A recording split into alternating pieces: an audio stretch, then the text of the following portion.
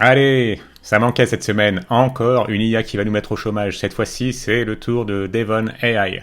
Il a fallu attendre jeudi, au moment d'enregistrement, pour qu'on nous explique encore qu'une IA va nous remplacer. Alors cette fois-ci, il pousse le concept un peu plus loin. C'est-à-dire qu'au lieu que cette IA soit présentée comme copilot, par exemple, comme une IA qui nous aide, puisque c'est ce que fait un copilote, et nous on reste au volant. Là, le gars qui présente cette démo pour Devon AI, il nous dit littéralement que son IA, Devon, on lui donne le volant finalement. Et ce qu'il lui a demandé de faire, il demande à l'IA qui est censé le remplacer, de faire une tâche qui consiste à faire un benchmark de Llama 2 sur 3 différents providers, qui s'appellent Replicate Together et Perplexity, de comprendre d'elle-même le format de l'API, et d'écrire un script qui va permettre de créer un prompt avec les bons paramètres à leur envoyer. Voilà, c'est parti. Là, qu'est-ce qu'elle fait? Elle envoie les listes d'actions qu'elle va résoudre. Donc, elle est capable de planifier une suite d'actions à effectuer, en gros, des objectifs intermédiaires.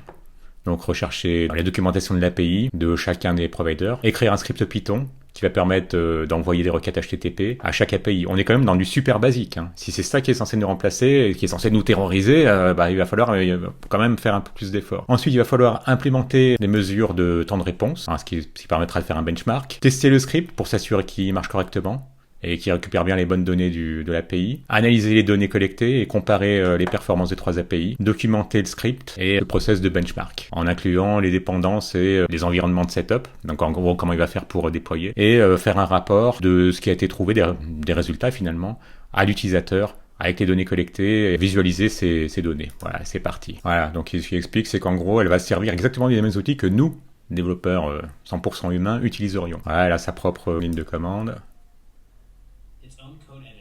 son propre éditeur de code.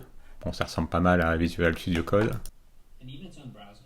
Et même son navigateur. Bon, tout ça, de nouveau, si vous avez utilisé des outils comme Selenium, par exemple, ça ne doit pas vous choquer plus que ça. Donc, elle utilise un navigateur pour récupérer la doc. Voilà. Alors là, elle a un problème. Si d'ajouter, de faire l'équivalent d'un console.log, comme on est en Python, ce sera du print plutôt. C'est vrai qu'on a tendance à le faire par paresse, mais les excellents développeurs, eux, ils vont pas mettre un console.log ou un print, ils vont mettre un point d'arrêt pour s'assurer que les choses marchent. Ils vont pas essayer d'interpréter le code de manière aussi simpliste. C'est ce que dit notamment John Carmack. Il trouve que l'esprit humain est le pire interpréteur de code, il vaut mieux mettre des points d'arrêt. Ce que ne fait pas au passage cette IA qui est censée nous remplacer. Voilà, bon, elle a trouvé comment débugger son code. Et voilà, et donc elle a créé un site web, elle l'a créé, elle l'a déployé, et elle l'a même stylisé. Donc c'est ce qu'on voit en haut à gauche. C'est clair, hein.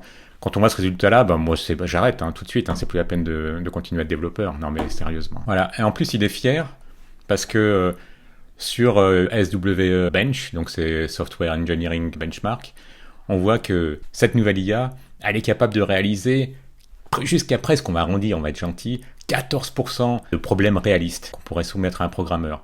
Oui, en gros ça veut dire qu'elle échoue dans 86% des tâches.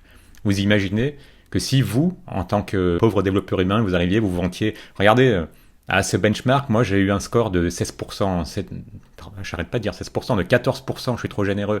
J'ai échoué à 90% des tests, alors vous me prenez? Voilà, c'est ce qu'on est en train de nous vendre. C'est quand même fort, de nous faire une version, de nous faire du révisionnisme en temps réel, de chiffres. D'accord, c'est vrai que comparé à GPT-4 qui est lamentable, et qu'est-ce qu'on avait de mieux? Claude, qui est désastreuse, 13,86%, c'est moins calamiteux. Est-ce que c'est ça qui vous fait peur, sérieusement? Voilà, donc il nous explique que c'est que le début, en gros, de nouveau, comme avec les voitures autonomes, comme avec tellement de techno auparavant, on explique que vous allez voir ce que vous allez voir. La cible davantage de ce genre de vidéo, c'est les investisseurs pour qu'ils ouvrent leur porte-monnaie et qu'ils leur filent des centaines de millions de dollars, probablement, vu que ce sera destiné aux Américains. Donc le problème, c'est que ce genre de nouvelles, vous la recevez en fin de semaine, vous êtes fatigué, vous avez probablement 1 heure de déficit de sommeil par jour, et ça va vous rendre plus réceptif et plus sensible à une possible démoralisation. Eh bien, ça devrait pas. Le jour où Devon va réussir à atteindre les 50%, et même est-ce que 50% ça justifiera le fait de remplacer les développeurs humains? Ça c'est à voir. Et ensuite, il n'y a pas d'ensuite, en fait, il suffit simplement d'attendre et de continuer, d'accuser réception, si on peut dire, de genre d'IA. Ok, on sait que ça existe, on sait que pour l'instant c'est calamiteux, mais on va écouter les marketeurs nous expliquer que 14% de taux de réussite, c'est fabuleux. Pourquoi pas, hein? Donc, qu'est-ce que vous pensez de cette énième plaquette marketing censée nous démoraliser et nous faire renoncer. Finalement, c'est pas bête comme stratégie. S'ils faisaient renoncer tous les développeurs, au bout du compte, il resterait pas quoi comme possibilité de ne pas pouvoir développer son produit ou de développer un produit qui n'aura que 14% de probabilité d'être correctement développé. Bon, c'est vrai qu'il vaut mieux nous faire renoncer. Ce serait efficace. N'hésitez pas à laisser un commentaire, un petit like si vous avez aimé. Abonnez-vous si ce n'est déjà fait et à bientôt.